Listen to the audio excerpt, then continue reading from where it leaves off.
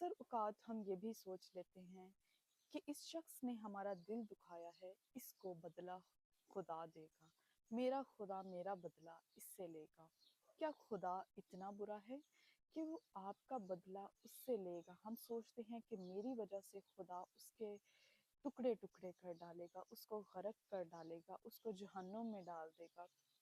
اتنا کچھ ہم اس شخص کے بارے میں سوچ لیتے ہیں، اور ہم اپنے آپ کو اتنا نیکوکار سمجھ لیتے ہیں کہ جیسے ہم میں کوئی عیب نہیں، ہم میں کوئی گناہ نہیں، اور ہم گناہ گار شخصوں کے لیے خدا اس کو غرق کر دے گا۔